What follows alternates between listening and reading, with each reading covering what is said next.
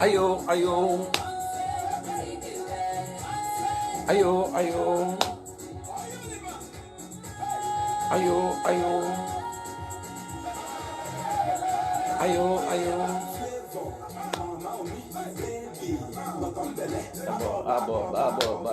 Abo, sway.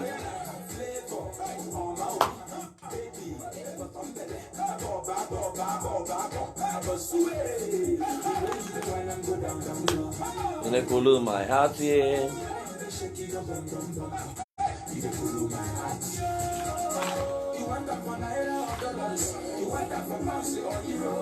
Anything for you, baby, cool my heart,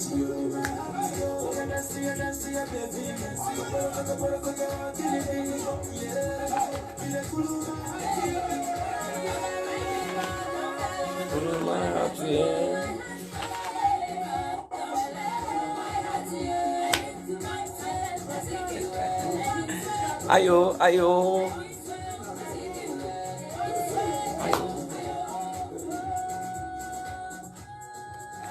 Okay, good morning. How are you today? Wherever you're listening to us from, thank you so much for joining me.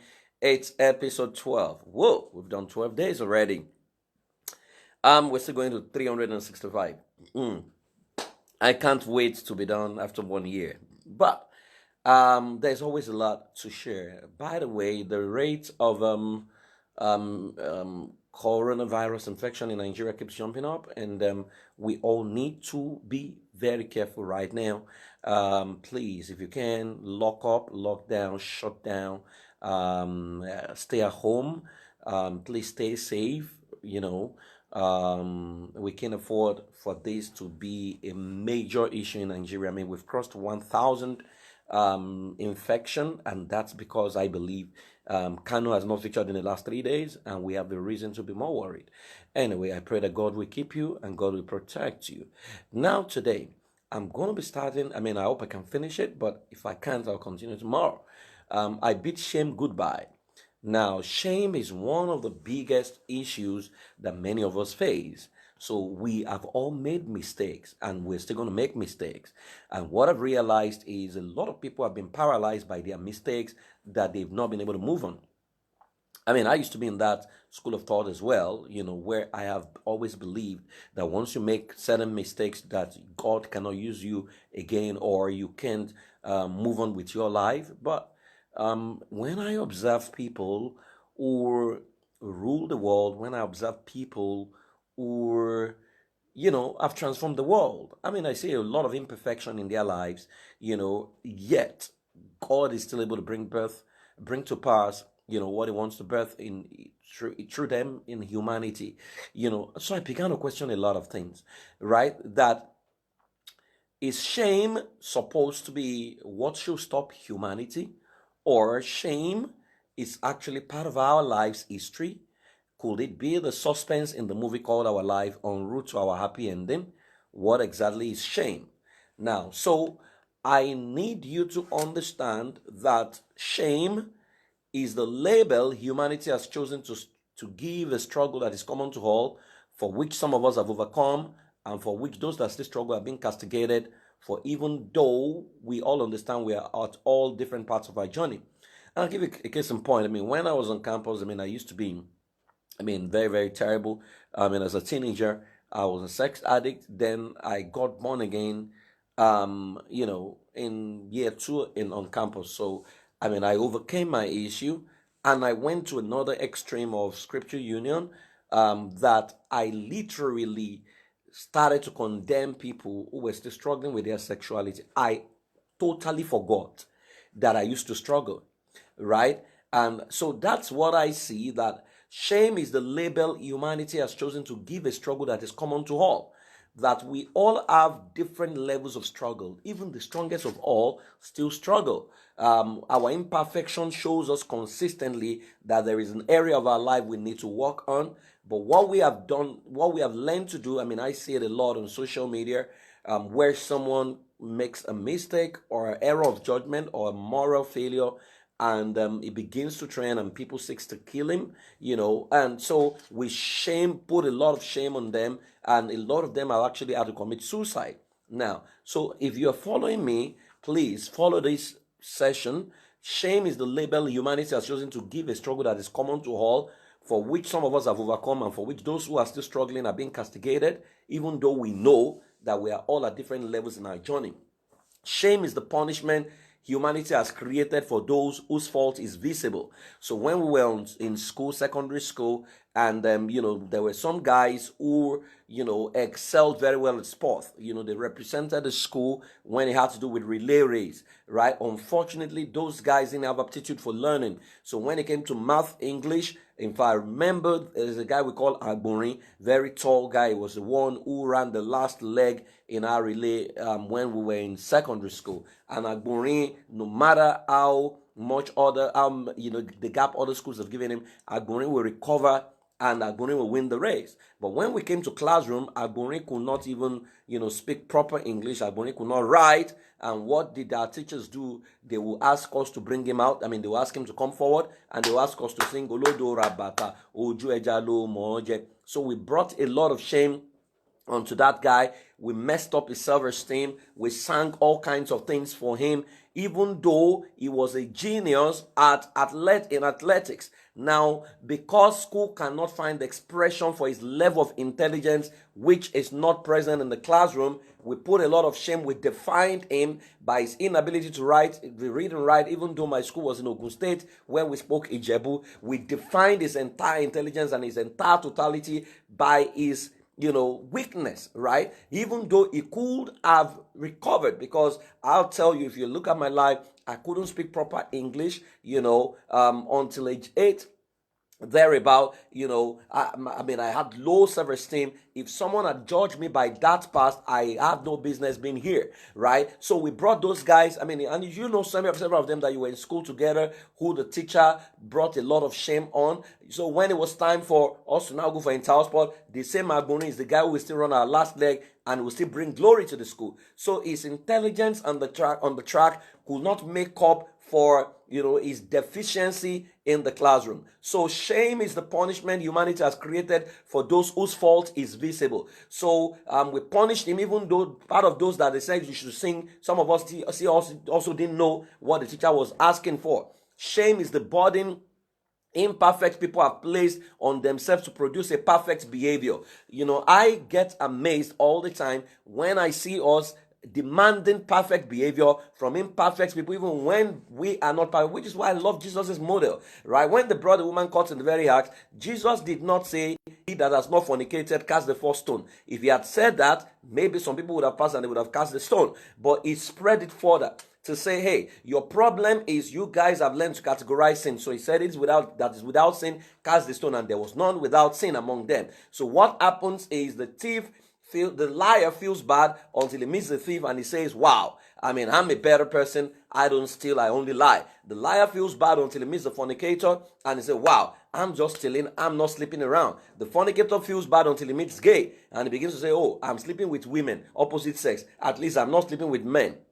The gay feels bad until he meets the bestial guy and he says, at least I'm sleeping with human being, I'm not sleeping with animal. The bestial guy feels bad until he meets the ecosexual and he says, at least I'm sleeping with living thing, I'm not sleeping with non-living thing. That is what we do. We categorize sin. So it's the burden imperfect people are placed on themselves to produce a perfect behavior. Shame is life's feedback system that alerts us about what we have not mastered in our journey to authenticity, right? Every time you fail at something, it's a feedback system that alerts you that you have not mastered this and you're still on your journey to authenticity. Shame is the punishment we give those who sin differently from us, right? So a liar, they said this man has fallen, so let us carry placard and pull him down, including liars, including people who are even cheating themselves. Everyone comes and say, let us pull him down, let us kill him, let us kill him, even though those who seek to kill themselves are imperfect. So the question is, if we carry placard against our imperfection, how many of us will survive? Shame is the punishment we subject ourselves to for not measuring up to the standard we set for all that was set for us by folks who don't really understand our journeys, right? So people set standard and they expect you to meet those standards. They are not considering the kind of home, the kind of foundation or bringing that you have gone through, the kind of conditioning your parents have subjected you to, but they expect perfect behavior, not taking cognizance into your journey. Several times ago, I used to ask God, how come these wicked people, you have not killed them? And one day he responded to me and he said, I have their entire history. I understand why they act the way they do. I understand what you call wickedness, and I know why they act the way they do. I know the pain in their life, and I'm hoping that they will change, right? So I'm able to persevere with them, right? So consistently, many of us, we subject ourselves to all kinds of things, which is why we cover it up, which is why we hide it, because even the people we look up to cannot accommodate our imperfection, because they have set standards that they cannot meet, but they expect us to meet. So they never talk about their struggle with their marriages. They never talk. They've never had a first quarrel. They've never had any issues at all. So you begin to wonder that how can a man be this perfect? Meanwhile, you quarrel with your wife, you argue with your wife, and they set a standard that, we've never had a first argument. And you begin to wonder, how can people do this, right? So you begin to subject yourself to all kinds of torture, all kinds of situations, because people are setting standards that they are not meeting, because in their secret place, they know they are falling short, but they've set that standard, and you're trying to measure your life by that standard. Now, shame begins with rules and regulation that takes no cognizance into the reality and the differences of individuals. Shame starts with rules and regulation. So we set rules and regulation for people, not knowing that different personalities respond differently. So if you set a rule down right now, intimidating Omas, right, will bully that rule. Intimidating Omas will break the rule because they want to achieve something. In creative convertibles, that's another personality. They are not even aware of the rule because they are distracted, right? They are natural. They are not even aware. But you have dependable truck. Those ones will follow the rule that makes sense and jettison the one that doesn't make sense. But you have the systematic fraud. Those are compliance controllers. They will follow every rule. So shame begins when we set rules and regulations that take no cognizance of the reality and differences of individual. It doesn't take cognizance into your reality. The fact that the people that raised you, they never taught you how to speak good English. They never spoke English to you. They spoke Ijebu to you. So you have to migrate from Ijebu speaking to learning Yoruba, to now learning Pidgin, to now learning, to now learning English eventually. Now, but you see the problem, our hypocrisy sting to high heavens, because once upon a time Nigeria had a Dutch coach. His name Clemens Westhoff. Clemens Westhoff never spoke any correct English for once. I'm not saying people should not improve themselves, please. I'm a stickler for excellence. But Clemens Westhoff did not speak any proper English. Clemens Westhoff would tell you, Nigeria play, Yekini, we pass to him, Yekini score, he go, Nigeria win, right? But we understood what he was trying to say, because language is for communication. We knew what he was saying, and we excused him because we knew that he was from Netherlands, where English was not a first language. But when we make the same mistake, we put all kinds of shame on ourselves. Do you remember how the sportsmen who have not mastered basic subjects in your school were shamed all the way back? I mentioned that before now, where we sang for them, Olodo Rabata, Oju Ejalo Mose. We say, shame on you for making mistakes that is child appropriate, for making mistakes that normal people make, right? Do you remember how the system classified us into pass and failed, as if our entire essence is determined by our weakness in certain area, even if we are stronger in other areas that they have chosen to ignore? I was not an A student when it comes to math because my intelligence is not measured in numbers. But I knew I was a genius. For a long time, I had low self-esteem trying to measure up with the standard of mathematics. Right. So you realize that what life has done is to classify our intelligence, within certain cadre. So they've created subjects that we must pass. What if your intelligence is not captured within the ambit of what the school system has created? I believe that there are children who should be tested orally, because sometimes they may not be able to write, but they understand what you're saying and they know the application. But that's not what we are testing. We are testing for sophistication of English, testing for sophistication of the knowledge, even when the knowledge is outdated. I remember there are still students in the school I went to, University of Ado-Ekiti, who still have extra semester because they cannot pass Fortran, even though Fortran is no longer used anywhere in the world. That is the system. The system puts you in the silos and define your entire life. So they say to you, if you don't make 2-1, even the workplace, they don't measure your intelligence. They would say, if you don't make 2-1, you don't even bother coming. Yet, we have realized students who made a third class who are actually geniuses, right? So, do you remember how we laugh at people struggle with English despite knowing that English was not the first language to learn? Do you know someone who is being shamed and labeled barren for an inability to get pregnant? So in Nigeria, for example, if you go to the religious houses, they would say people believe in God for the fruit of the womb. People who are barren, they should come for prayers. And the women come for prayers. Where are the men to impregnate them? Is it going to be immaculate conception, right? So we never talk about barren men or sterile men or infertile men. We talk about barren women. That's all we talk about. Right? So we love to label. So we say to people, oh, okay, so we shame them, because she cannot conceive. Even when the man is the one who has the problem, we say she's barren. So family is against her, everyone is against her. And some of these women are now forced to go and get impregnated by someone else, and they bring another child home. Then we now say, oh, that child is a bastard. See the way we label. We just love to label. And let me tell you, many of these labels is man-made. It was not created by God. It's just man-made. So we shame people. We say, do you know someone who is currently being shamed for being single at 40? Even when she can't marry herself. Say, that auntie, that auntie, she can't. Nobody's going to look at her side, because, her shakara is too much. She cannot marry herself. Can we allow people live their lives without putting them? So we subject them to pressure and say things like, this year must not pass you by without you getting married. So a lot of them have gone to marry fools in the name of wearing a ring because society says so. So people put pressure on you, get married. Your mother wants to get married because she wants a grandchild, not because she cares about your happiness. Your friend wants you to get married because they have visualized how to join your train on your wedding day. They don't care about the happiness after marriage.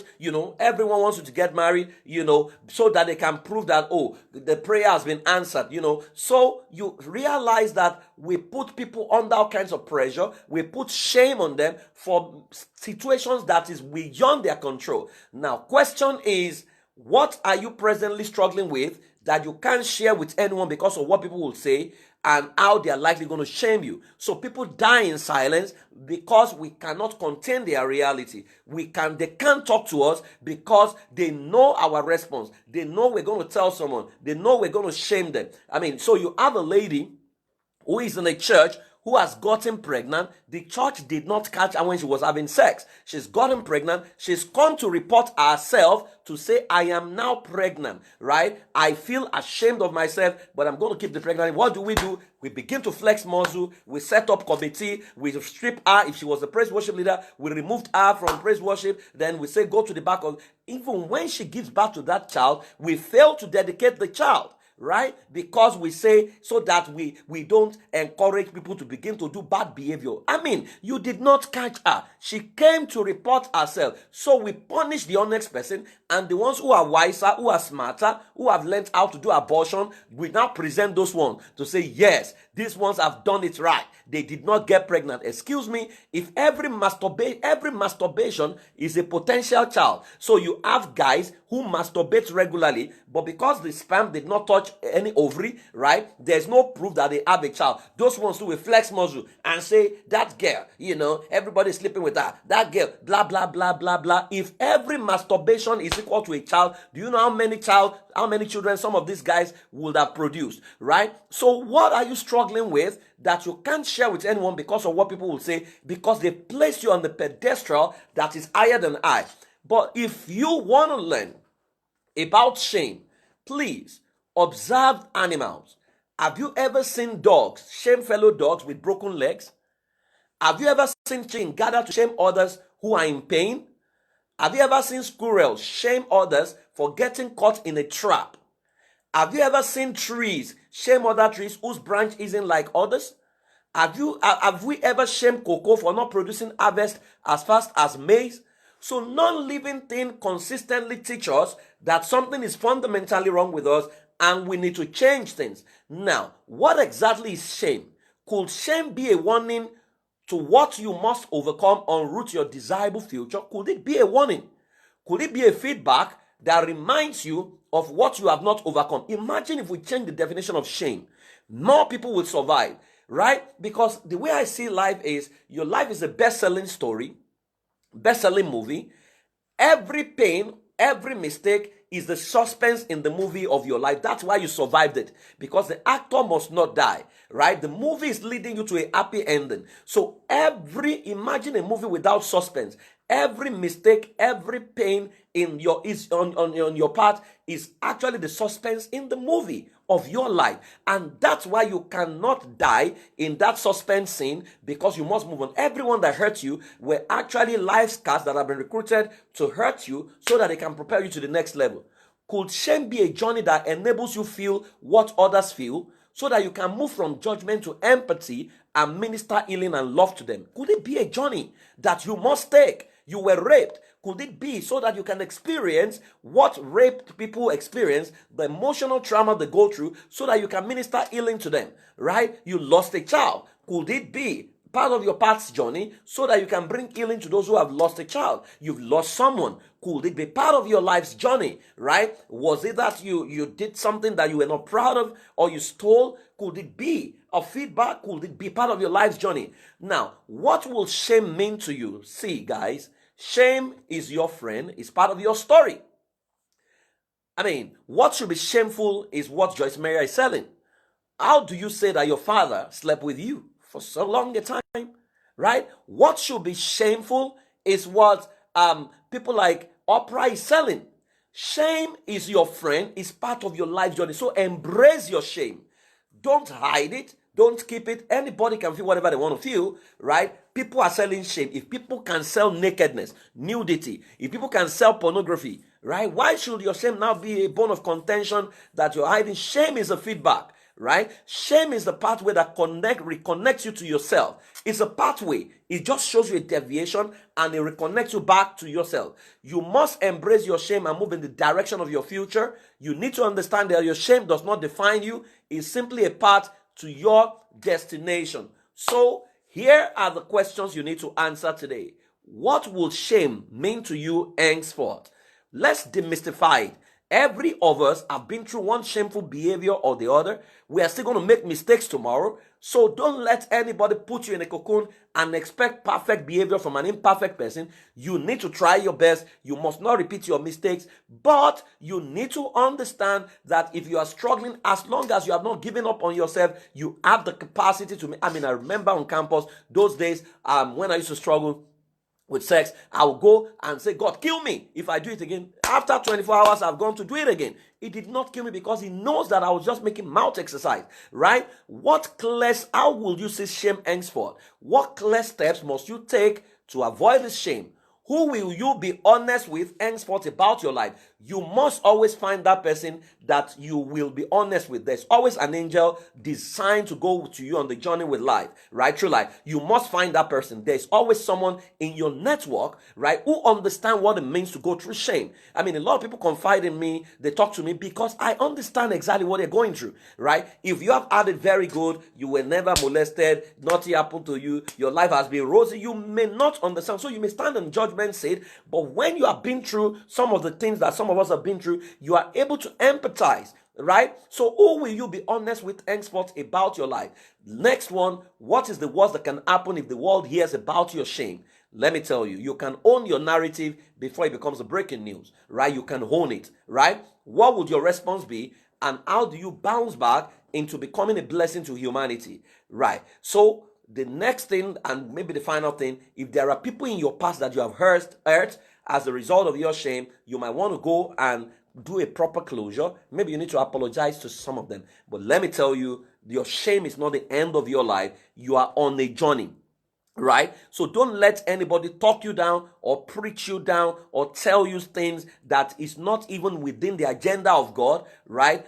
The guy who has no business serving God was Paul, right? But Paul wrote over 3/4 of the New Testament, right? But if you look at that guy's life, when it was Saul, people could have given up on him, but God still said, I'm going to use him. So nobody has a right to give up on you and you must not give up on yourself. There are things you're struggling with right now. Find someone.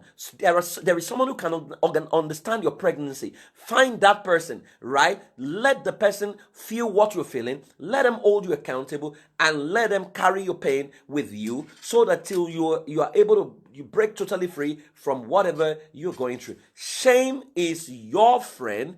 Don't give up on yourself. I have tried to define shame, and please let us stop labeling people. What we need to do is, every time you see a behavior that contradicts acceptable standard, let it remind you that there is someone who needs help, and we need to rally around the person and help the person come back up.